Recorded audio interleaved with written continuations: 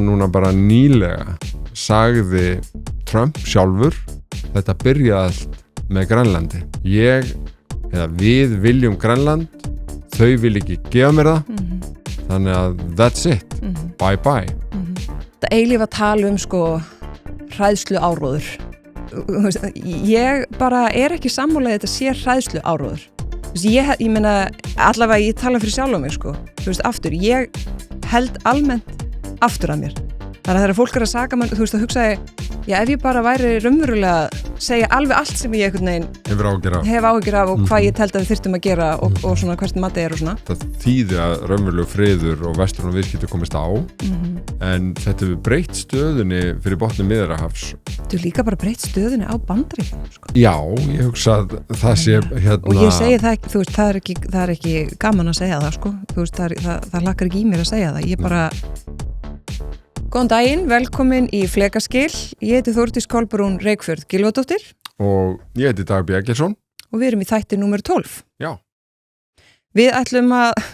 byrja þennan þátt á að fara þessu stöðin í Íran, sem ég heldur sé orðið fasti liður í, ekki það sé neitt fyndið við það. Þetta er ekki gott. Í þar síðasta þætti fjölluðum við þau áform Bandaríkjaforseta að undirrita samkomulag þannig að olían fær að flæða og sundið myndi opnast og allt yrði gott á ný stóran díl hjá Bandaríkjamönnum og það á endanum var undirritað Memorandum of Understanding eða svona sameiginlegt plagg með einhverju 60 daga glugga ég held að það hafi verið 14 atriði í honum og það byrjaði J.D. Vance varaforseti fór svo til Sviss í þessar viðræður og þar var Pakistan svona halda utanum það og á meðan voru Ísraelsmenn halda áfram að sprengja í Líbanon og Donald Trump var með yfirlýsingar að ef að Íranir myndi ekki haga sér að þá færu þeir aftur að sprengja sem aldrei fyrr og þetta var svona, ég horfði á okkur klippur í gær, svona vettvangi og þetta var nú allt frekar óþægilegt áhors og svona frekar vandræðilegt, menn vissi ekki alveg hvort þeir voru að koma eða fara eða hvort þeir ættu að vera eða fara þannig að eins og við kannski nefndum maður mun ekki fagna fyrir einhvern veginn eða svona verða rólegur yfir þessu ástandu öllu saman fyrir en að það er í höfn og það virðist alls ekki verið í höfn Nei. Og alls konar einhvern veginn upp á komur og maður veit ekkit hvernig þetta mallar áfram. Akkurat, megin efni þess að þáttar verður síðan að aðeins að fara bara við stöðuna innan NATO, það er væntanlegur leiðtogafundur NATO í Tyrklandi sem hefst með formlegum fundi á vegum þjóðþingana í Istanbul og síðan er leiðtogafundur NATO í Ankara. Þannig að þú verður þar? Ég verður þar og þetta tengir svolítið. Íranmáli hefur sannlega haft áhrif á einhvern veginn stöðuna innan NATO og stemminguna? Og samskipti eða illdeilur eða svona núning milli einstaklinga.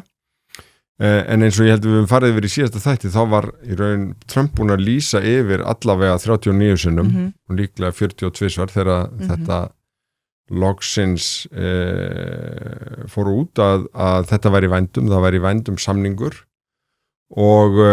svona framan af var hann ekki einu sinni birtur og óljóst hvort og hvar er þið skrifað undir hann og hann dró síðan upp þessa pappíra í Versölum þar sem hann var á G7-fundi í mat með Macron og öðrum þjóðarleiðtogum og skrifaði undir með viðhöfn en þessi 14 punktar þeir hafa nú ekki beinlinis flogið hvorki heima fyrir bara almennt því að þarna virðist ekki einu sinni í búðum Trump sko, forseta Nei, einhver var að gera mikið úr því að það heyrðist ekkit í utanríkisráðherranum Rubio og varaforsetinn Vance væri svolítið látin taka þennan bolta og standa fyrir máli sínu því að það bæði að þarna virðast vera atriði sem að eru býsna góð fyrir Íran, svona með af allt og allt. Það verið að losa fjármuni sem hafa verið í raun fristir bara býsna lengi, þeir fá að selja olíu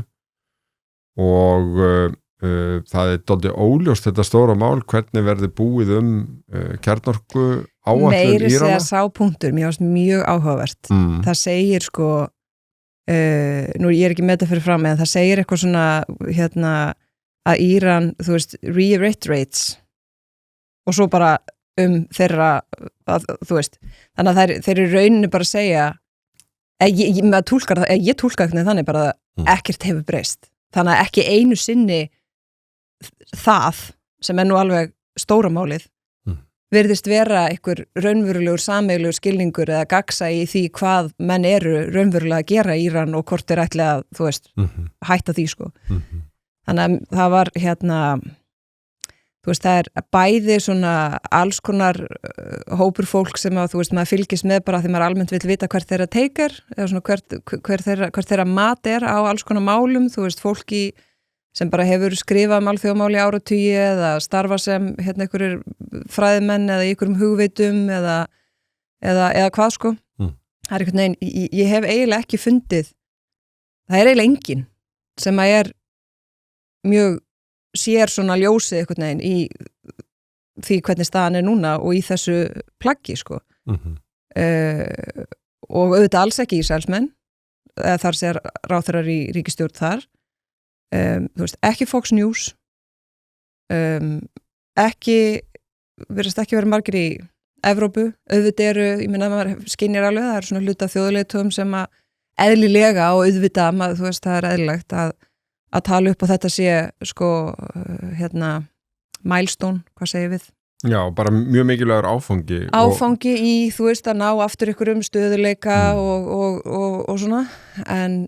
stóri sigurinn virðist vera að það sé sjónmál að fá eðlilega flutning aftur úr Hormúsund. Já, en það í sjónmáli? Nei, svo það ekki víst, en það voru þetta flutningar þar áður en þessar innrásir hófust, þannig að Lindsey Graham með mjög stórar yfirlýsingar bara strax í kjölfarið, þú veist, ef að Íran öldungadeilda þingmaður í Bandaríkjunum sem mjög nála Trump í eiginlega flestu. Þá bara lokum við aftur og við bara tökum háar greiðslur fyrir allt, þú veist, þannig að þetta einhvern veginn,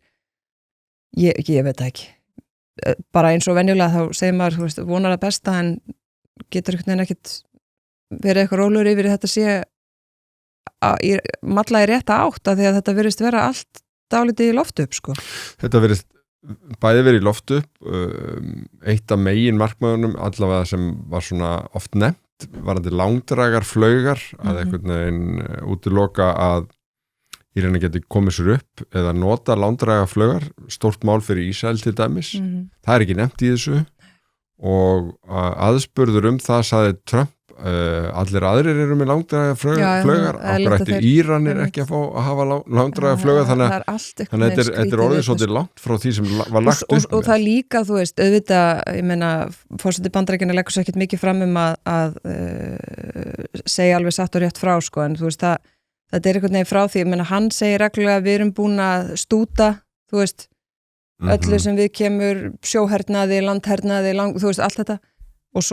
svo eru þeir sem að, þú veist, raunverulega að meta eitthvað gögn og tölur og þá virðist vera með öllum þessum átökum hafi ekki nema bara fjórðungur vopnabúrs Írana verið notaður, sko. Já, þetta er bara allt mjög athyglisvert og þetta vonar maður það svona að þetta þýði að raunverulegu friður og vesturinn viðskipti komist á en þetta hefur breytt stöðunni fyrir botni Miðjarðarhafs og einhvern veginn Þetta er líka bara breytt stöðunni á Bandaríkjunum sko. Já, ég hugsa að það sé og ég segi það ekki, þú veist, það er ekki gaman að segja það sko, þú veist, það hlakkar ekki í mér að segja það, ég bara held að þetta þú veist, þetta er ekki styrkleika merki fyrir Bandaríkin sko. Nei, og það sem er athyglisvert er að Íran virðast í gegnum þetta samkomulag ná einhvern veginn að blanda sér í raun árásir Ísrael á Líbanon og Hezbollah þar og Trump að beita sér að mikilli hörku og það var leikið út sko samtöl og símtöl sem hann hefur átt við Netanyahu þar sem hann hefur ekki sparað stóru orðin og þetta bara mjög stórt mál í Ísrael því að þeir kannski bæði aðeins eignuðu sér það en Rubio utanríkisráðherra sagði eitthvað neginn að Ísrael væri kortir að fara að ráðast þarna inn og það væri eins gott að gera það bara með þeim en það doldið sama staða að teiknast upp að Ísrael ekki öruggara eftir þetta heldur en fyrir og svæðið í heild síðan þú veist, ég meina þessi lönd og þessi svona menn sem skipta með sér völdum í þeim löndum þarna í kring sko, sem bara hafa unnið svona þú veist, út frá hagsmunum og svona, kannski hagsmunum fyrst og fremst, þú veist, með bandaríkjumönnum hafa líka breytt tón sko, þannig að þú veist, þetta er alveg svona einhverjir skruðningar einhvern veginn í flekaskil. Þetta eru einhver flekaskil, það eru flekaskil víða heldur en hér á okkar eyju sko, það er þetta er allan alls ekki búið þú veist, við höldum áfram að taka stöðuna á þessu held ég í upphafi hvers þáttar því það mallar og við náttúrulega erum að taka upp þennan þátt eiginlega alveg viku áður en hann birtist. Já, 22. júní. Já, þannig að það er ákveðið áhættuatriði að taka þennan þátt núna. Það er eiginlega bara örugt að mjög mikið hefur gerst. Já. Vonandi rétt átt, en það er bara alls ekkert víst. Nei. Það sem að tengist því sem er framundan þessum NATO-fundum auðvitað að það hefur sko verulega reynt á samstöðuna innan Atlantshafsbandalagsins milli leiðtogana í tengslum við Íransstríðið og það var einmitt í tengslum við það bara í apríl sem að sko, Trump kallaði evrópska leiðtoga huglýsingja, kallaði NATO pappístígur og að Putin vissi það. Og það var í kjölfar þess að Bandaríkjamenn fóru einhliða af stað í þetta ásamt Ísraelum að ráðast á Íran án þess að tala við bandamenn sem er mjög óvinnilegt og kom síðan mjög óvart að einstakar ríki voru alls ekki til í að leyfa þeim að nota herstöðar í Evrópu sem lendingarstaðið einhvers konar miðstöðar í þessu og það hefur aðeins, sko það hefur nú alveg talsett verið gagnrýnt, þú veist bara af alls konar fólki í Evrópu þetta hefur alveg tekið í sko það hefur gert það, en bara fyrir utan, bara eitt punktur í því svona alveg ákveðin svona grundvallapunktur fyrir utan síðan alls konar annað sko, bara eitthvað strategi og pólitík og hagsmunamat og alls konar, að þá náttúrulega eins og við höfum einhvern tímann nefnt í einhverjum þættinum að það eru þetta ábyrgð hvers ríkis fyrir sig að sko starfsemi sem er háð á þeirra landi þar er það land sama ábyrgt þannig að alþjóðlegum þannig að þegar að ef verið er að biðja eitthvað sem fer gegn alþjóðlegum að þá er það ekki sjálfsagt mál að það sé bara leyft og það sé þá þar með bara á ábyrgð Bandaríkjamanna ef þeir eru að gera, það er bara ekki þannig og það er veruleikinn, þú veist, sem að menn verða að taka inn í myndina og hefur augljóslega haft áhrif á ýmis ríki í Evrópu. Já, og eins og við höfum nefnt að þá kannski var Sanchez, forsætisráðherra Spánar, bæði skýrastur og sagði bara fyrstur, sagði bara hreint nei og lenti aldeilis í orðaskaki við Trump í kjölfarið það sem að kannski var ekki alveg eins áberandi og breyttist aðeins var að Bretar voru mjög hyggandi að veita aðgang að sínum herstöðum en vildu í orði ekki birtast þannig en í gjörðum akkurat og Ítalir í raun líka sem að vakti athygli manns að því að Meloni er gamall bandamaður Trump en eftir G7-fundin að þá einhvern veginn sauð upp úr þeirra á milli því að henni fannst mjög niðurlægjandi hvernig Trump lét að því liggja að þetta voru sko þannig samskipti að hún var að væla út mynd vegna þess að hún var óvinnsæl heim fyrir og þetta voru þannig samskipti að ég sko þurfti að sannreyna, þú veist, maður las, skilur, maður Já, að það væri ekki bara eitthvað gervigreindar, einhver bara að dreifa einhverju vilsu. Þú veist, að því að sko stundum efni sem kemur frá, sko ekki bara forsetabandarækina, heldur líka meira þess að Hvíta húsinu, stríðsmálaráðuneytinu og svo framvegis, þú veist, stundum svo surrealist að ég reglulega sannreyni það, að því að svo flýgur náttúrulega líka, því svo fólk að framlega alls konar, þú veist, dót sem alls ekki, sem bara fabrikerað og bara búið til. Þannig að þú veist, ég ger það reglulega. En þegar maður fór síðan að sjá það sem að, þú veist, fyrst fór ég bara að sjá einhverja aðra að segja hvað hún hafði sagt og jafnvel, þú veist, í gæsalöppum, en það var búið að, þú veist, þýða það yfir á ensku og eitthvað, þannig að ég var alltaf að kanna bara, sagði hún þetta í alvörinu, var þetta svar við, þú veist, svo var það bara þannig, hún setti það bara sjálfa á sína samfélagsmiðla með þessa, þannig að það var svona, og þá, þú veist, ég hugsaði mitt sko, ég veit náttúrulega, ég ekki djúp í ítölskri pólitík og les og tala ekki ítölsku, þannig að ég get ekki farið inn á einhverja heimasíður og þú veist, lesið nema auðvitað getur maður þýtt allt saman alltaf, en þú veist, maður ekki með svona tilfinningu fyrir stemmingunum þar, eins og maður alveg með í sumum Evrópulöndum, einhverja allavega. Þannig að ég veit ekki hvernig svo tekir umverulega, þú veist, þar í landi, skilur, að því það alveg, ég hugsaði, það alveg líklegt að fólk muni segja, ímyndar þetta hefði verið hér. Hvað lætin yrðu mikil, að fólk væri að viðkomandi ráðherra væri að, þú veist, persónu gera eitthvað að einhvern veginn láta hagsmuni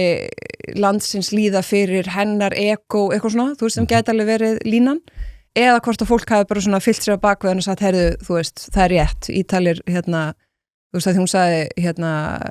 þú veist, I don't beg neither, þú veist, the Italians eða eitthvað svona. Hvort að það hefur lín og ég veit ekki alveg hvort það var. Nei. En þá þarf maður auðvitað líka þess að, þú veist, þetta auðvitað, oft eru svona uppákomur birtingamynd af einhverju miklu stærra, þú veist, með lengri aðdraganda. Ég meina, leiðtogar í Evrópu hafa reynt mjög margar aðferðir við að ná einhvern veginn við að vinna með stjórnvöldum í Bandaríkjunum, bæði forsetanum, öðrum, út á við þeirri milli, sumt að því hefur síðan, þú veist, lekið og það er alveg búið að reyna ýmislegt af því að, þú veist, fólk skilur hvað hann undir og það betra að kaupa tíma og það betra að vona það besta og vera einhvern veginn ekki sá sem að svona slítur einhverju sambandi eða einhverju sé ekki einhvern veginn gerandi í að minka traust og svona sem hefur auðvitað verið byggt upp yfir marga áratugi og bara dálítið verið að kveiki í sko og það auðvitað miklu erfiðar, miklu tímafrekara og miklu erfiðar að byggja upp traust heldur en að brjóta þannig að þetta auðvitað líka, þetta ekki bara eitthvað einstaka, þú veist, tilfelli skilur, þetta er birtingamynd af einhverjum lengra aðdraganda en það er bara áhugavert að því Meloni hefur verið svona í hans búðum svolítið, þú veist, og hefur verið ákveðin brú og mér hefur fundist, ég meina ég hef alveg mín og skoðanir á hennar einhvern veginn hugmyndafræði eitthvað innanlands og eitthvað sem bara þeirra mál en mér hefur fundist hún heilt yfir standa sig ótrúlega vel ég meina hún hefur staðið fast á því að þú veist mikilvægi NATO samstarfsins, mikilvægi þess að styðja við Úkraínu, mikilvægi þess að setja Rússa í röð, að það sé þú veist þjóðar öryggismál fyrir Evrópu alla, ekki bara, þú veist, Eystrasaltsríkin og Pólland, heldur líka Ítalíu. Hún hefur svona alveg haldið línu í því sem mestu skiptir sem, þú veist, ríki inn í Evrópusambandinu og hún hefur verið brú yfir í þessa hópa sem að margir leiðtogar ekkit endilega í færum að eiga í svona nægilega góðu samtali við, þannig að hún hefur verið mjög mikilvæg. Þannig að þetta alveg, þetta fréttnæmara heldur en Sanchez og Trump. Þú veist, þetta stærra heldur en það, sko. Ég nefnilega sammála á því og bara áður en hún tók við að þá var töluverð umræða og vangaveltur það hvar hún myndi skipa sér í sveit. Því að hún hefur verið grjóthörð í þessu, fullt af ræðum frá henni inn í þinginu, þannig að þetta ekki bara þegar hún komin að erlenda grundu með einhverjum kollegum og eitthvað, heldur líka bara inn í þinginu, hún bara að hamra á því við sína kjósendur, við almenningu á Ítalíu, þú veist, við aðra þingmenn, þú veist bara hvað einhvern veginn rétt og satt og hvað grundvallar hagsmunir, mér finnst hún að bara gert það heilt yfir ótrúlega vel, sko. Að því hún hefði getað skipað sér með Orbán og þú veist, þeim hluta af svona populíska hægri en það sem að ég held við nefnt í síðasta þætti að þar síðasta að það er líka áberandi að sko franska populíska hægrið í raun að taka afstöðu gegn Trump mjög skýrt varandi Íran og þannig að þetta eru kannski svona meiri vatnarskil og flekaskil heldur en hérna var augljóst svona í upphafi og hérna og spurning hvernig sagan muni teiknast. Núna eigum við sem þá ef við summurum eftir þessa 100 daga eða hvað nú sko síðan að þessar innrásir og aðgerðir hófust með öllum þessum yfirlýsingum að vera alltaf að koma friður og þá eigum við sem núna horfum við fram á 60 daga þar sem verður eitthvað drama ef að hérna líkum lætur og verður reynt að þoka málum áfram til einhvers svona varanlegs samkomulags og mjög margir bæði í nágrannu Ísrael, Evrópa Asía sannlega, Indland mjög mikið af bara viðskipta og olíuhagsmunum þar sem tengjast því að þetta gangi vel en Trump auðvitað með sín stíl maður veit ekki alveg ef hann byrjar á því á fyrsta degi sko hóta eld á brennistinni þannig að þeir voru næstu gengnir út þá er spurning hvernig hérna, þetta mun ganga en eins og við vorum að nefna að þá er þetta svona bara svona síðasti kaplinn í þessum samskiptum. Við höfum ekki nefnt kanslara Þýskalands, hann var í skólaheimsókn og sagði við krakkana að Íran væri eitthvað heimskulegasta sem hann hefði séð. Ég mista þessu. Og það sem sagt var hérna algjör sprengjan fyrir nokkrum vikum, þannig að það eru mjög mörg dæmi um evrópska leiðtoga sem hafa lent upp á kanti við Trump í tengslu við Íran. Já, jú, þegar maður tala við hérna háskólanema eða ekki. Ég held þetta að við bara verið á einhverju leikskóla sko. Ok, það var kannski ekki það. Þetta voru hérna nokkra dagir sem hann hérna þótti vera, já, svona bara tala um liðan hugsa. Þetta er ekki þegar hann sagði hérna hann væri, þú veist, elskaði Bandaríkin en hann myndi ekki tala fyrir því að börnunars færu þangað í Nei, það var í sömu viku. Það var í sömu viku, ok, ég sá það, ég sá þetta ekki. En sko, ef við tökum bara aðeins skrefið tilbaka, núna er framundan leiðtogafundur NATO, augun beinast náttúrulega að honum, hann verður í Ankara 8. og 9. júlí. Það er 1 ár síðan að það var leiðtogafundur í Haag og í aðdraganda hans það er bara svo margt búið að gera síðan að þá var bara vangaveltur hvort að NATO myndi lifa þann fund af beilinnis og hérna vörpuðu margir svona öndinni léttar en það er samt ekki hægt að líta fram hjá því. Það er ekki rólegri stemmingi árin í fyrra. Nei, í raun og veru dálítið merkilegt sko að núna eru stórir fjölmiðlar sko að birta greinar byggt á heimildum en oft nafnlaust eins og Wall Street Journal og The Economist og fleiri sem að sinna þessum varnarmálum mjög vel. Það sem að hérna Economist orðaði nú þannig að hérna að NATO sko Evrópa þurfa að vinna í hjónabandinu en skipuleggja skilnaðinn eða sko work on the marriage but plan for divorce og Wall Street Journal var með svona miðjan apríl þegar Íranmálin voru komin af stað sko að rekja í raun eiginlega þau tíðindi að sko þjóðvirar væru komnir á þá skoðun sem þeir hefðu aldrei viljað einu svona orða að Evrópa þyrfti að hafa plan B og það þýðir ekki endilega einhver endalók NATO heldur er verið að horfa á ólíkar sviðsmyndir í þessu en það sem að mér fannst áhugavert í þessari grein þetta svona summar upp þessa sögu sem er ekki mjög löng, þú veist þessir 18 mánuði síðan að Trump tók við embætti og þar er mynd á að núna bara nýlega sagði Trump sjálfur, þetta byrjaði allt með Grænlandi. Við viljum Grænland, þau vil ekki gefa mér það, þannig að that's it, bye bye. Og það svo áhugavert að því að maður alltaf í einhverju svona þeytivindu daglegra frétta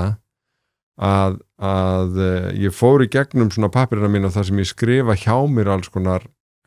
fundum að hlutir sem að hefðu verið þótt alveg rosalegir fyrir ári síðan eða rúmlega það eru orðin bara svona eitthvað svona daglegt brauð í umræðin þetta og hagfundurinn fyrir ári síðan snerist mjög mikið svona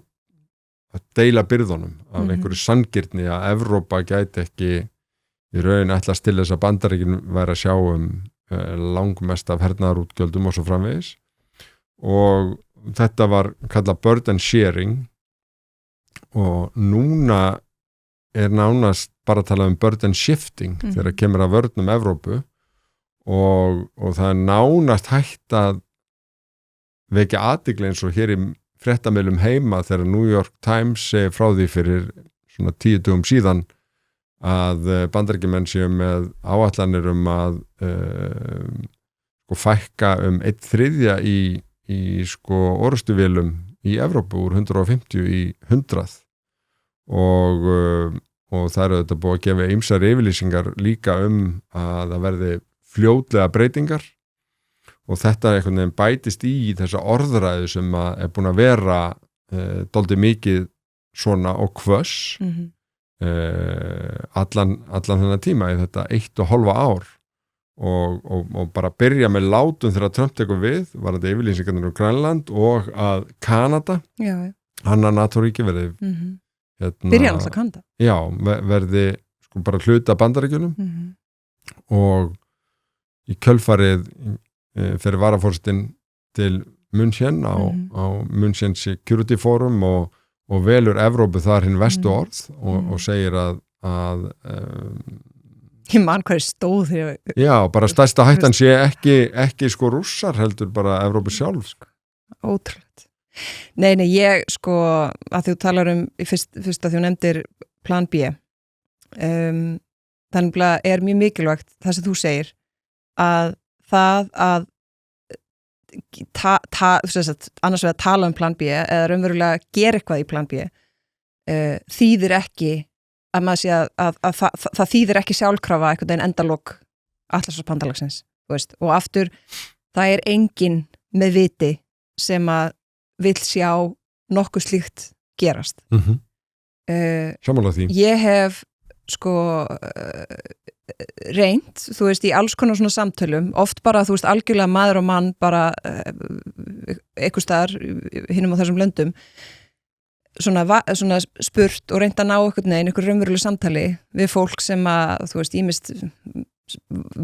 voru stjórnendur, inn í bandalaginu eða fyrrverandi ráðherra, jafnvel ykkur það erfiðar að fá núverandi ráðherra til að tala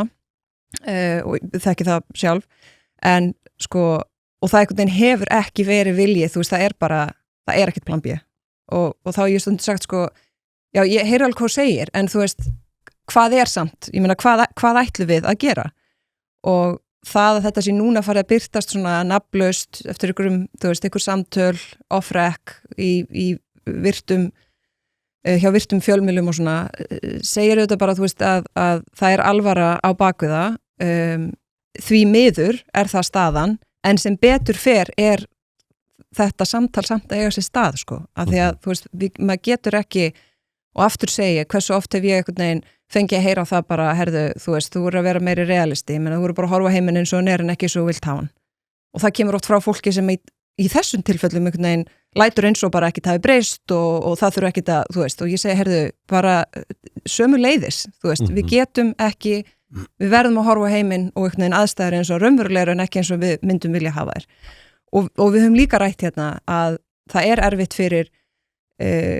stjórnmálamenn sem leiða að gera kröfu til kjósenda að þeir treysti þeim þegar þeir treysta þeim ekki alveg einhvern veginn fyrir sannleikanum og það erfitt að segja allt sem þú hefur raunverulega áhyggjur af af því þú þarft þá að hafa plan til að bregðast við því og þegar þú ert ekki með það þá er eðlilegt og líka þegar þú vilt bara einhvern veginn valda stöðunni og svona kaupa tíma og eitthvað og það er alveg flókið jafnvægi en meira segja, ég hef núna í hérna bara undanfarnar vikur og þangað til 1. ágúst, þú veist, er ég ekki í formlegu ráðningasambandi við nokkurn aðila og þá getur maður leyft sér að svona tala eins skýrar, en ég finn samt alveg að þú veist ég samt held aftur af mér, þú veist, ég held sér almennt bara fín regla svo sem að vanda orðin sín og reyna að vera yfirvegaður og sérstaklega þegar mikið er undir og svona, en þú veist, þetta er alveg eilíf einhvern veginn togstreita, þú veist, þannig að þegar maður síðan fer að lesa eitthvað eins og þú ert að vitna hérna í mjög virta fjölmiðla sem að eru að byggja á heimildum og samtölum við fólk sem að, þú veist, er inn í þessu og það er að, þú veist, það er allavega að fara að birtast, þú veist,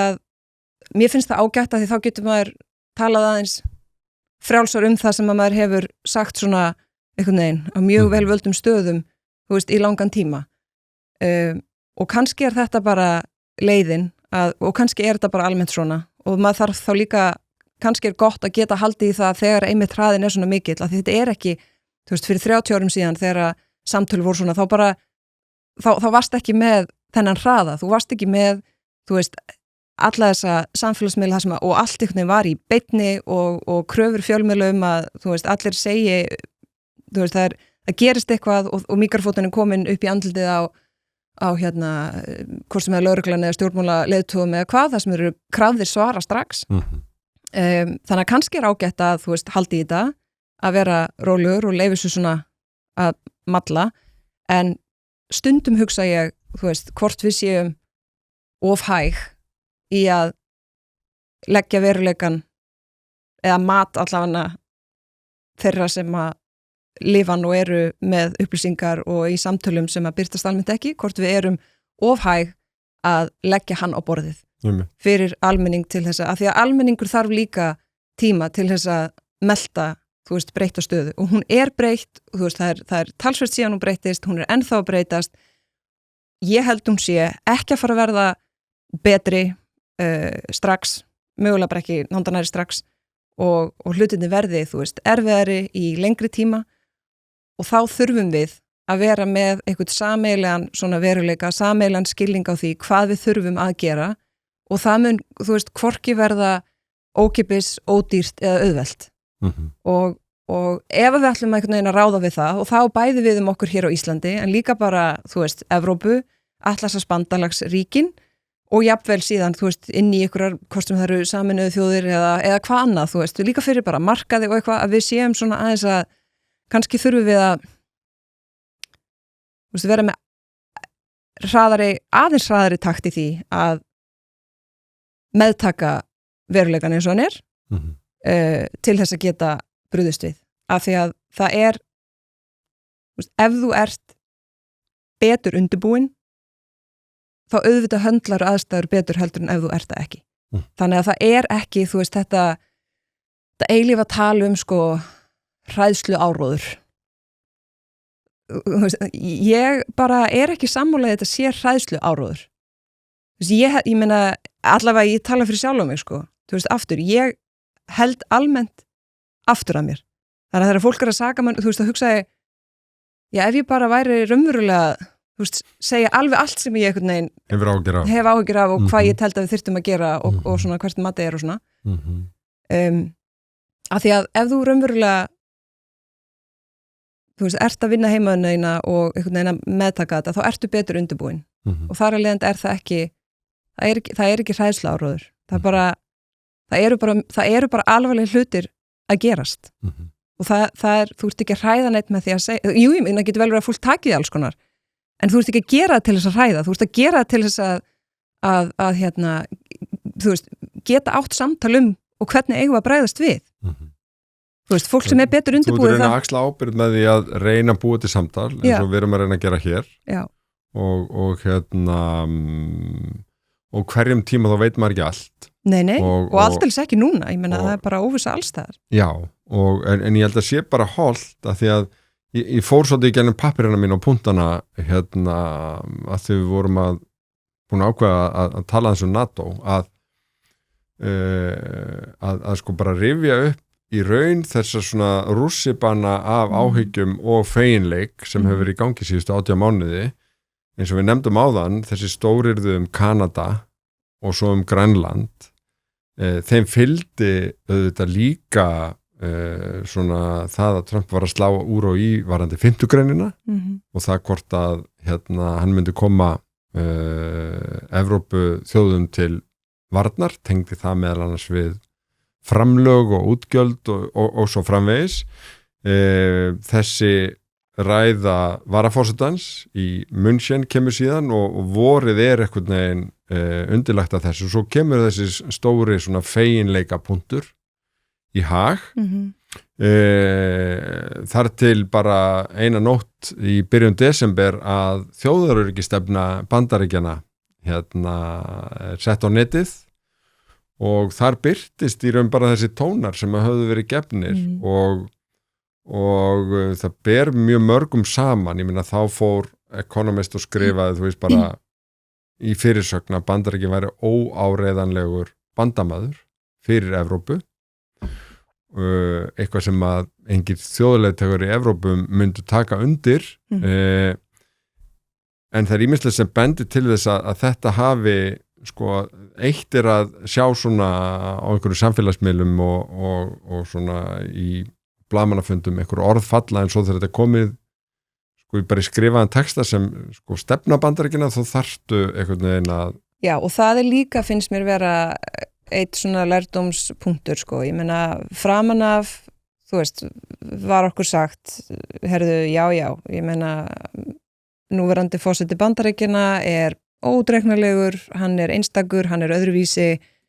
þú veist, ekki, ég meina hann segir alls konar hluti. Það er ákveðin taktík að bara kasta upp spilastoknum og sjá okkur hvernig spilin lenda. Hann segir alls konar og svo þegar eitthvað er þú veist og framan af var alltaf sagt með þess að republikanar skilur, sögðu við mann bara já, það er ýmislegt sem hann segir en eigum ekki bara fylgjast með því sem hann gerir Þetta var alveg línan Þetta var alveg línan sko svo bara er ýmislegt sem hann fer að þú veist, gera og núverandi stjórnvöld bara fara að gera og svo meiri segja þegar að þessi þjóðaröryggistefna kom út að þá áttum maður aftur, þú veist, samtöl og þá var sagt, heyrðu, ég meina hversu ítalega hefur þú lesið fyrrum þjóðaröryggistefnu Bandaríkjanna og svarið var náttúrulega að maður var svo sem ekki að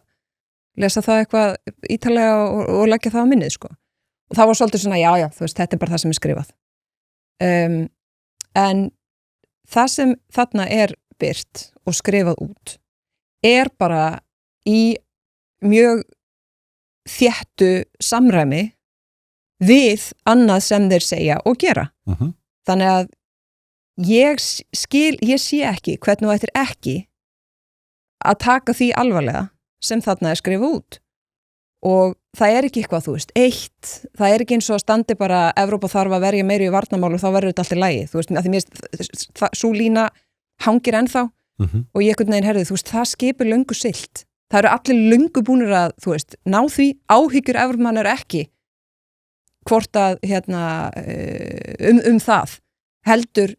raunverulega, þú veist, annars vegar 5. grein þar kemur að Atlantshafsbandalaginu og hins vegar bara hlutverki Bandaríkjanna í, þú veist, samfélagi þjóðana og sem einhvern veginn leiðtogi hins frjálsa heims og svona undurstöður í þessu kerfi og sem, þú veist, raunverulega bandamaður í rauninni á bara öllum sviðum, sko. Og í kjölfar í raun þjóðaröryggistefnunar að þá, að því að þar er sko ógnin af Rússlandi eiginlega bara ekki nefnd, því bara eiginlega sleppt og þá einhvern veginn svona upplifði maður bara svo sterkt að bara áhyggjurnar af einmitt Úkraínu urðu svo sterkar. Þetta var bara síðasta haust, það er nú ekki langt síðan að einhvern veginn áhyggjurnar væri að Rússar væru bara einhvern veginn að þetta var að þokast hjá þeim og í raun svo dramatískt að sjá þó að það séu bara tölur að í raun bara þessu ári þá hefur svona bara allur stuðningu við Úkraínu eiginlega komið úr vasa Evrópuríkja. Já, klart. Bandaríkin eru að veita mikilvægan stuðning ennþá á vissum afmörkuðum sviðum en þegar kemur að sko fjármunum að þá eru vopnin keypt vissulega frá Bandaríkinum en borguð af Evrópu og manni sýnist og það örugglega bara skynsamlegt vegna þess að sko öryggi Úkraínu bara nátengt öryggi Evrópu þegar Rússland annars vegar að þetta hafi verið svona það sem raunverulega með við það sem að Wall Street Journal skrifar hafi fengið sko kanslara Þýskalands til þess að bara, nú þurfum við bara að setjast niður og hérna fara í gegnum hvað gerist næst og þú veist ef að þessar svörtustu sviðsmyndir raungerast hvernig ætlar Evrópa þá að snúa sér og hérna þannig að þetta er svolítið umræðan, svolítið kannski bak við tjöldin eða í einhverjum herbergjum sem við höfum út af fyrir sig ekki aðgang að því að sko að þetta búið að vera svolítið dramatískt hjá okkur að þá finnst mér svolítið mikilvægt að finna að ég var nú bara á vorþingi NATO-þingsins og þar voru fulltrúa Bandaríkjanna, þeir hafa ekki alltaf geta mætt vegna deilina innan Bandaríkjaþings og framvegis og þeir lögðu sér bara óvenju mikið fram að láta okkur kollega sína finna að Bandaríkjaþing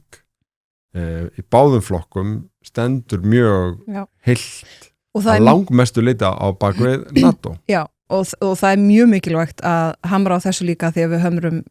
nóg á hinu að það eru þetta veruleikin inn í sko svona hinu pólitíska mengi í Bandaríkjunum er yfirgnæfandi stuðningur við Atlantshafsbandalagið, það að Bandaríkin séu leiðandi þar, það að Bandaríkin séu raunverulegu bandamaður og þetta samstarf sé mikilvægt ekki bara út frá okkurum siðferðislegum forsendum heldur líka bara út frá hagsmunum Bandaríkjana og öllu því mjúkavaldi sem því fylgir og svo framvegis og það sama á í rauninu við almenning og meiri segja í þessum svona maka köld hópi, þú veist, þar er meiri segja ekki ríkjandi stuðningur við áform eða tal stjórnvalda eða Bandaríkjaforseta varðandi Grænland þar er alveg, þú veist, þannig að og það hef ég sagt frá því einmitt á þessum umrædda öryggisráðstefnu í München, þú veist, ég hef trú á Bandaríkjunum, þú veist, ég hef trú á almenningi Bandaríkjunum, ég hef ennþá trú á, þú veist, kerfinu í Bandaríkjunum, þú veist, temprun valds þar sem að er gert ráð fyrir því að það séu tæki og tól til þess að tempra vald á milli þessara hvernig valdi skiptist í Bandaríkjunum, tempra vald forseta, tempra vald, þú veist, þingsins og allt þetta og það, ég hef ennþá trú á því en þannig að það er mikilvægt að halda því til haga og það er mikilvægt að þeir hafi mætt, þingmenn hafi mætt síðast á vorfund NATO því að því miður þá er ofoft þannig að eina sendinemdin sem ekki er á staðnum er svo bandaríska en ég meina þessi fundur er náttúrulega almennt haldnir helgar til þess að gera þeim kleift að koma en svo hefur verið deilur varðandi fjárlög og ferðabann og svona en þú veist að því það er líka óþægilegt að vera þú veist það sem að Bandaríkin er einhvern veginn nánast andlag svona þess helsta sem hefur verið að ræða og þú veist þá vantar þannig að það er gott að og það er gríðarlega mikilvægt að rækta tengslin við þú veist þessa þingmenn og eiga í talsambandi geta tekið upp tólið og að því við eigum sannlega alvöru svona bæði stuðningsmenn líka bara þú veist fólk sem svona eru á sömu blaðsíðu hvað var þar sameiginlega hagsmuni og mikilvægi samstarfs og bandalagsins og svoleiðis. Akkurat og mér fannst það bara mjög áberandi og eiginlega meira áberandi heldur en áður. Ég veit ekki hvort að sko, bandarísku stjórnmálin séu komið svona höfuð inn í midterms eða þingkostningarnar sem eru næsta haustin, þær geta auðvitað skipt mjög miklu máli varðandi bæði þær hömlur sem að þingi geti hugsanlega sett og dagskrárvaldi sem þið fengju líka sko. Já, og það sem að kannski svona fólki í stjórnkerfinu þarf að hugsa er að það sem er líklegt ef að republikanar missa meirihluta er að þingi getur sett að stað rannsóknir og alls konar málum. Já, það sem ég meina með dagskrárvaldið. Og þar skiptir bara mjög miklu máli að hafa ekki gert eitthvað sem er ólögmætt og í trossi við lög hvernig hlutir eru gerðir. Svo er alltaf náttúrulega svona köld höfuð í þessu líka og þá nefnir maður alltaf sko forseta Finnlands að sko því lýst í svona þegar einhvern veginn hitinn hækkar í samskiptum þá reynir hann að eiga samtal við Trump og kemur sér út með einhverja línu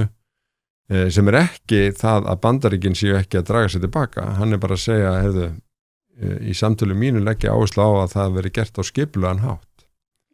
því að Stubb hefur verið að leggja áherslu á með öðrum orðum plan B já, svolítið sjálfstraust þannig að en eins og þú segir sko þetta þannig er þá komið eitthvað púsl því að hann er sannlega við borðið bæði Evrópumegin og í þessum samskiptum við Bandaríkin það að Evrópa er þá að búa sig undir það að Bandaríkin dragi sig meira tilbaka og skilgrein eins og við fjöllum í síðasta þætti, bara hver er ógnin frá Rússlandi, hversu hratt getur hún raungerst en þegar kemur að NATO að því að núna er þessi NATO-fundir framundan að þá verið áhugavert sko þegar maður hittir sko yfirmenni á NATO að þá gera þeir ráð fyrir því að umræða NATO undir evrópskari forustu verði svolítið í deglunni og þá kannski ákveð svona jákvæðan og uppbyggilegan hátt ekki sem svona eitthvað deiluefni að sko Bandaríkin sé að íta boltanum þanga og Evrópa sé einhvern veginn að íta á móti ég sá einhverstað greiningu að það væri svona 4 sviðsmyndir sem getur teknast upp fyrir þetta plan B það væri með þetta að styrkja Evrópustöðuna þannig að sko NATO væri meira og meira undir evrópskri fórustu ein sviðsmyndin er bara eitthvað nýtt NATO sem ég heyri eiginlega mjög fáa eða enga taka undir vegna þess að þá ertu bara átt að hætta að vera tvöfalda svo margt og í raun sóa svo miklu fé og tíma og það er miklu betra að byggja því sem fyrir er og svo í þriðja lagi að sko mikilvægi fyrir bara eins og við þekkjum í Jeff eða viðbragðsveitunum að svona samstarf landa innan NATO viðbragðsveiti sem heyra ekki undir NATO-herstjórnina að mikilvægi þeirra gæti aukist allavega á einhverju svona yfirfæslu tíma. Já. Það er að segja að þetta séu sveitirnar sem eru líklegast til að bregðast fyrst já, algjörlega. Og halda sjó ef eitthvað gerist og svo eru þetta sem að hefur birst í tengslum við sko friðarviðræður í Úkraínu Coalition of the Willing að þar eru þetta bara mjög marga NATO-þjóðir sem að hafa verið að ræða það að vera gerandi til að tryggja frið þegar samningar hafa náðst í Úkraínu og hvort að það sé eitthvað grunnur til að byggja og ég veit ekki, þú veist hvað er rætt í þínum bakherbyggjum og hvaða skoðan hefur þú á þessum mismunandi sviðsmyndu sem er verið að tefla fram? Sko ég myndi segja nýtt NATO sé mjög neðarlega okkur lista og ég heyri mjög fá að ræða það og ég hefði mjög ekki frekar en Evrópu her ekki frekar en Evrópu her, þú veist, mér finnst það vera bara eitthvað svona, þú veist, mann geta leikið sér að tekníku upp og skrifa eitthvað en þú veist, ég bara sé það ekki raungerast sko þú veist, NATO mun breytast og það sko í góðri sviðsmynd er það ekki endilega vont sko og aftur þú veist, Bandaríkin hafa verið að reyna að segja við Evrópu í að minnstakosti 15 ár að Evrópu þurfa að gera meira og það komið til að vera, þú veist, og Evrópa hefur brugðist við, þarf að bregðast meira við, þarf að bregðast hraðar við og þá líka bara spurning hvernig það gert. Ég meina, Evrópulöndir ennþá að leggja inn stóra pantanir til Bandaríkjana, bæði til þess að halda mönnum einhvern veginn saman, líka bara vegna þess að geta þeirra í ákveðnum vopnum bara slík að, þú veist, Evrópa ekki með það. Hvernig á það jafnvægi að vera? Þú veist, að því svo aðrir sem segja, herri, við ætlum að fara að gera þetta sjálf og svo þegar að koma skilaboð frá stjórnvöldum í Bandaríkjunum að einhverja pantanir sem búið að leggja inn, það mun nú bara ekki skila sér vegna þess að þeir þurfa að nota annars staðar. Allt þetta hefur auðvitað líka áhrif á traust og samstarfsvilja og bara hagsmunumat, bara öryggismat, þú veist, þessara ríkja. En það sem ég ætlaði að nefna var, sko, að þú nefnir Jeff, mér fannst það dálítið áhugavert og aftur, þetta var auðvitað bara þessi borðæfing hérna á vegum European Council for Foreign Relations, en þar var sko og Bretar voru ekki, þú veist, við vorum ekki með brest lið í þeim leik, en í þeirri krísu sem þar var uppi, að þá kom Jeff til tals, þú veist, og ég spurði sérstaklega um það, því þar var, eins og við nefndum fórum yfir síðasta þætti, þar var búið til svona bandalag hérna viljuðu þjóða, það var svona coalition sem var fyrst leitt af Dönum fyrirgjöðu, í krísunni varandi Grænland sem við vorum að ræða í síðasta þætti og svo það var fyrsta viðbragð, var að Danir sjálfur leittu það, fengu vini og bandalagsþjóðir með sér og svo umbreytist það yfir það að Bretar, Frakkar og Þjóðverjar þrjú löndin tóku við því bandalagi og þú veist, héldu áfram. Þannig fættist það, þú veist, á þeirra æfingu. Þar var það í rauninni sjálfsbrottið út frá þessu sem svolítið svona vinkill kannski út frá bandalagina viljuðu þjóða sem svona komið af stað í einhverju mynd þó að sé ekki mjög mikið að gerast því miður, en það eru höfuðstöður í London og aðra stöður í París og það verið að byggja upp einhverja getu og senda fólk, þú veist, til þess að byggja það upp og það spurning hvernig, og það var auðvitað gert fyrir Úkraínu, en það alveg spurning hvernig það þróast og mögulega með tillit til einhverja annara aðstæðna eða einhverja annara breytinga, þú veist, í þessu samstarfi, skilur við, það er ekki búið að festa þannig að það snúi bara að Úkraínu heldur kannski frekar, þú veist, speklar að það hvað gerist í Úkraínu hefur áhrif á Evrópu alla. Að því á þessar æfingu þar einhvern veginn var það ekki Jeff sem að, þú veist, kom sem fyrsta viðbragð. Nei. En að því oft í samtölum sem þú veist, ég hef átt, að þá alveg talsveit gert úr því að sameiginlega viðbragðsveitin sem leitað Bretum sé með í rauninni getu og burði til þess að vera svona fyrsta viðbragð og auðvitað að hugsa sem sko add-on eða viðbót á NATO. Þú veist, það enginn að tala um að það kom einhvern veginn í staðinn, heldur það þá, þú veist, einhver svona ákveðin geta hröð ákvarðan að taka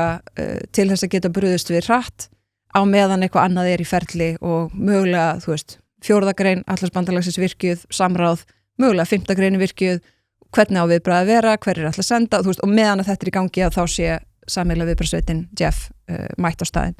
En í þessari borðæfingu var það ekki Jeff heldur í rauninni sjálfsbrottin, þú veist, sameiginlega viðbragðsveit. Þeir sem voru til, já. Og hér erum við búin að nefna 4. grein og 5. grein og ég veit ekki hvort að fólk fylgi okkur. Já. 5. grein þessi fræga sameiginlega varnir og skuldbindingar allra NATO-ríkja til að vera og hefur einu sinni verið virkjuð og það var eftir 11. september. Já, 4. greinin. Já, hún hefur nefnilega undanfarið alveg nokkrum sinnum verið virkjuð. Það í rauninni bara þar sem ríki sem verður fyrir einhverju getur kallað eftir því að það sé svona samráð innan NATO. Samráð stöðuna. Þannig að þú veist, það minna dramatíst, oftar beitt eða oftar virkjuð en alltaf virkjuð áður en að 5. grein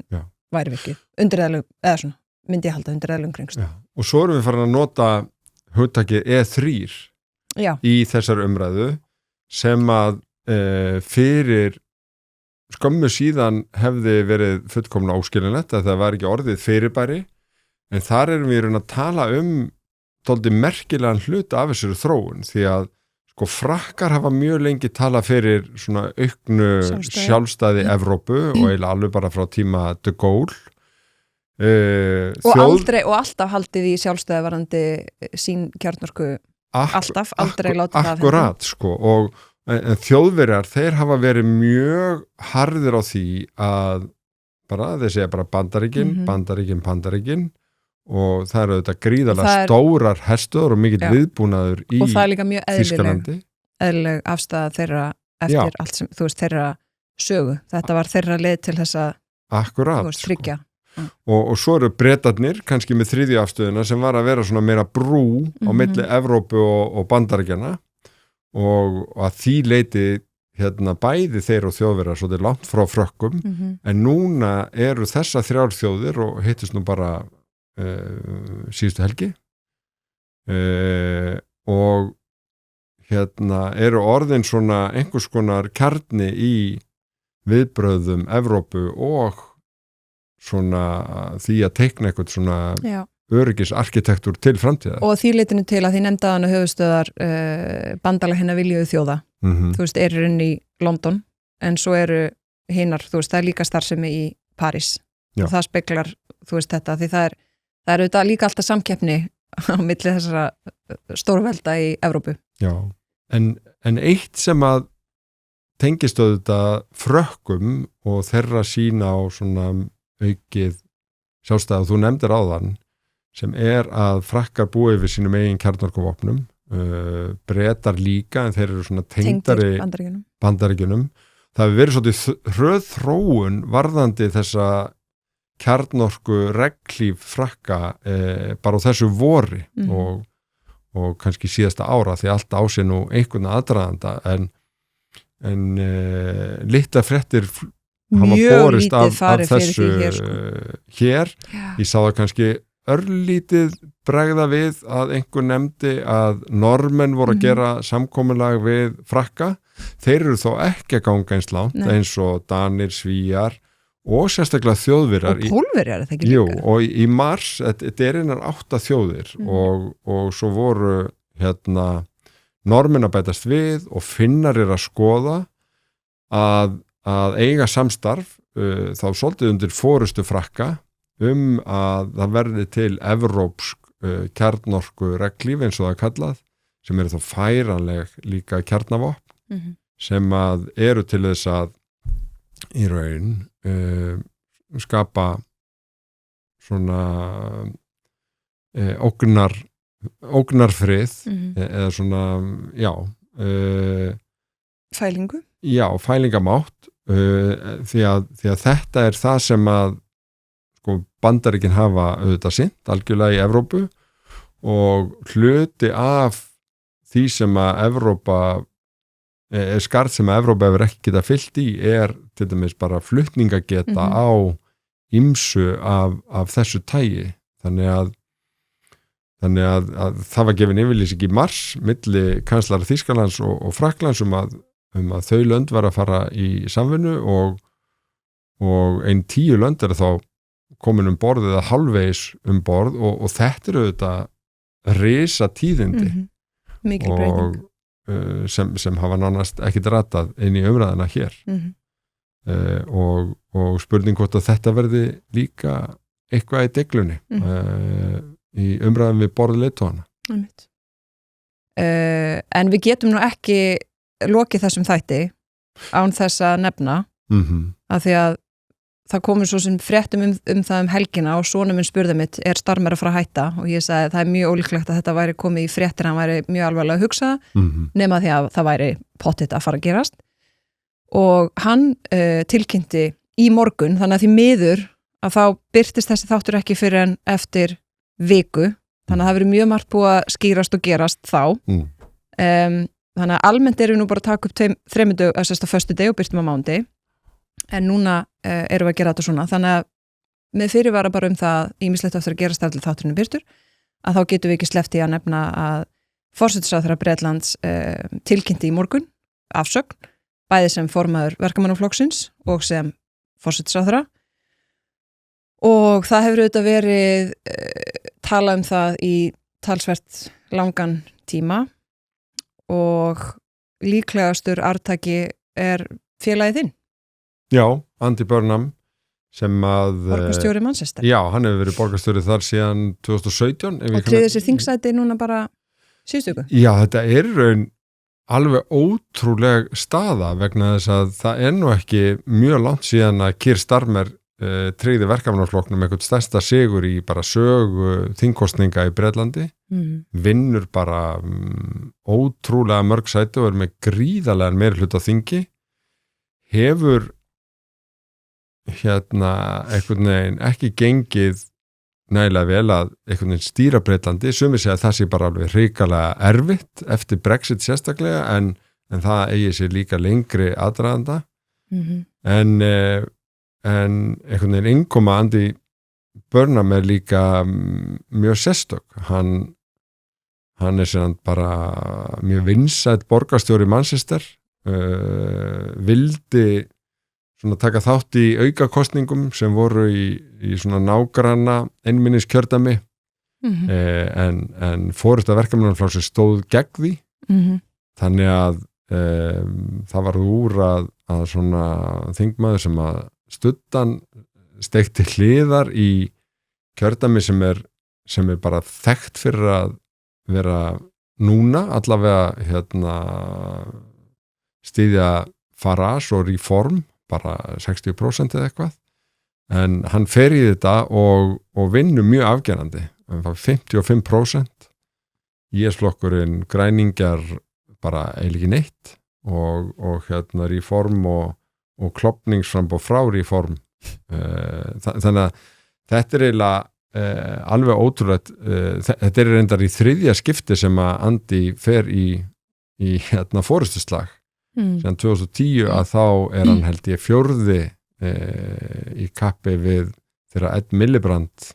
verður formaður og svo var hann nummer 2 þegar Jeremy Corbyn var kosinn og þannig að hann hefur svona sýnt þessa takta en ég held að hann hafi styrt gríðarlega stöðu sína meðan hans í gegnum COVID þegar allt var eitthvað neginn bara í mikilli óreiðu í Bretlandi að þá berst hann mjög fyrir sem sagt hagsmunum Manchester og sín svæðis til að fá bara fjármuni til þess að mæta þessum efnahagslega áfalli ofan á allt annað og fær eiginlega viðurnefnið konungur norðursins. Þetta sem svona kannski aðeins fátakara svæði að allavega hluta til en Manchester og Liverpool reynda líka hafa verið að byggja sér alveg greiðlega upp. Andy ég segi ekki hann hafi þjóðnýtt almenningssamgöngur en hann byggði þær í raun aftur upp frá grunni bara svona fyrirmynd frá London og ég ekki viss að Íslendinga átti sér almennt á því að það sér engavætti ekki almenningssamgöngur, hún laði bara niður á sumum svæðum og sagði bara markarinn leysir það hvort það keyri strætóar þar sem þarf vagna sem hann gerði ekki og þannig að hann hefur sagt hann fór í pólitík svona það sem kveikti á hann í neistan var bara svona einhver heimildamynd bara verkvöld námuverkamanna á Thatcher-tímanum eitthvað svona, hann 2 árum eldri en ég en búin að vera mjög lengi, hann var á þingi alveg frá 2001 til 2017 áður en að verður borgarstjóri en kemur síðan inn af þessum líka krafti og eiginlega bara ótrúlegt með að við nýlega stórsigur Keir Starmer ef því ef enginn fer á mótunum að þá gæti hann orðið forsætisráðherra bara í lok sumars, september? Já, nei, jafnvel fyrr jafnvel fyrr ef að Já, þess að það verður allar ekki ég skildi að hann verður í september ef það slagur hann gæti orðið það fyrr ef hann sjálfkjörinn Já, þau ætla að hafa kosningu held ég bara eftir ykkur 2 vikur eða eitthvað Já, í þingflokknum í þingflokknum Þannig eru regluna þar að þú verður að vera þingmaður Já, og þá myndi hann í lok sumars allavega heyrði ég fréttunum að tala september en það er kannski bundið því að það sé eitthvað slagur Já, það hérna En það má eiginlega segja sko að Starmer þó að sko samskipta hans við Trump sé ekki aðalatriðið í Bretlandi. Já, að sko bara þessi leiðtogar innan NATO veist, maður svona bara einhvern veginn getur aðeins bara velti fyrir sig hvernig það verður þegar að fara að hittast núna þá viku eftir að þetta birtist og það þá Starmer sem þú veist, þegar fyrstu fréttir fóru að fara út að hann myndi hætta að þá stökk Trump fram og sagði hann mun hætta staðis illa og sparkaði í hann í raun og veru og náttúrulega kanslari Þýskalands verður hérna sem hefur líka verið út af stöðum við Trump og forsætisráðherra Spánar og Meloni og Mette Frederiksen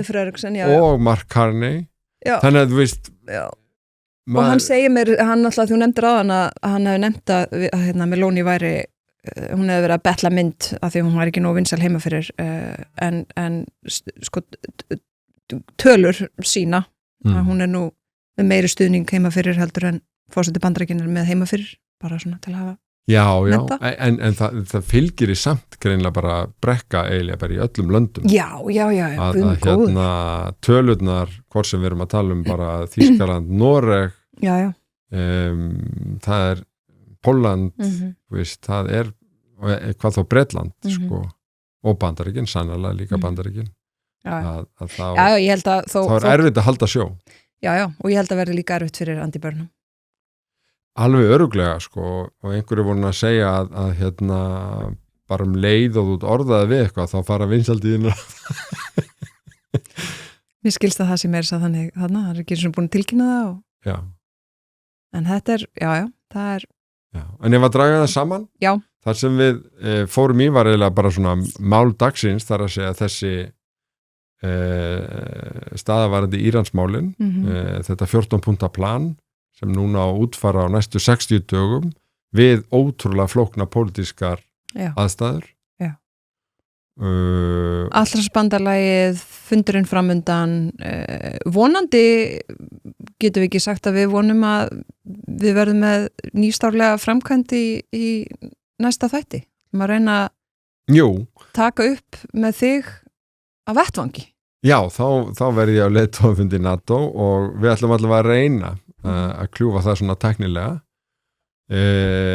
Það verður spennandi að sjá hvernig NATO kemur út úr þessum fundi eins og við erum búin að rekja og við erum stundu gert grín að því að við séum ekki alltaf á léttunótunum en sko maður hefur bara oft á þessum 18 síðustu mánuðum haft ágjör að því hvert þetta væri að stefna og þær ágjör eru ekki úr sögunni en maður vonar að út úr þessum fundi komi einhver svona skýrari sín hvort að verði þessi áhersla á aukna evrópska fórust innan NATO þetta að styrkja Evrópu stóðina eins og við höfum stundum orðaða og hvort að við sjáum þá eitthvað svona meira upp á yfirborðin eitthvað svona klár skref við höfum nú nefnt áður að Evrópumenn að taka við fórustu í Norfolk og Napoli og víðar þar sem Bandaríkjamenn voru áður þó Bandaríkjamenn séu ennþá með yfirhauðsegingjan og þetta en eins og þú orðaðar það fyrir þættinum og það geta kannski dugað sem einhvers konar loka orð og rammi að svona allt skynsamt fólk myndi ekki kasta frá sér því sem NATO sem náttúrulega langa öflugasta varnarbandalag og verður ekki gert þú veist, hvernig sem það mun einhvern veginn þróast og lenda það verður ekki gert, ég meina það er bara þú veist, í fyrsta lagi alltaf mikið undir í öðru lagi þarf það ekki þú veist, það verður hægt að finna leiðir til þess að lenda þessu og þróa þetta og tryggja það sem mestu máli skiptir sem eru þetta þessi geta, þessi fælingamáttur, þessi geta, þessi mannur, stofnanaminni, áallanir og þessi burðir þarna inni sem að ekkert skynsamt fólk vill sjá á eftir. herstjórn, ferlar og skjótt viðbragð. Já, og bara ef við horfum á, þú veist, sögu bandalagsins og hvað það hefur gert fyrir okkur, þú veist, fyrir landsvæði sem heyrir undir þetta bandalag, að þá það mjög góð saga fyrir frjálsa einstaklinga heilt yfir, sko. Og það þessi virði að, þú veist, passa upp á það með einum öðrum hætti. Og ég trúi því að það verði gert, sko. En það verður ekki auðvelt, þú veist, þetta svona, það verður ykkur malavegur, skilur, það verður ykkur svona grót á leiðinu og eitthvað, en hérna, það bara lofaði heldur enginn að þetta auðvelt, sko. Og við, þú veist, það verður bara að finna leiðir og það mun reyna mjög á diplomatiska hæfileika alls konar fólks, bæði leiðtoga og allra sem að vinna á bakvið við að skrifa og stróka út orð og finna punkta og eiga milljón fundi til þess að lenda ykkur og ég bara óska þeim stóra hermanns góðs gengis þangað til að við tölum saman og þú mættur til Ankara. Já, við reynum að veita einsýn í þetta bara frá fyrstu hendi. Já. Hérna eins vel við getum. Já. Í þættinum eftir viku. Já. Takk fyrir í dag. Takk fyrir í dag.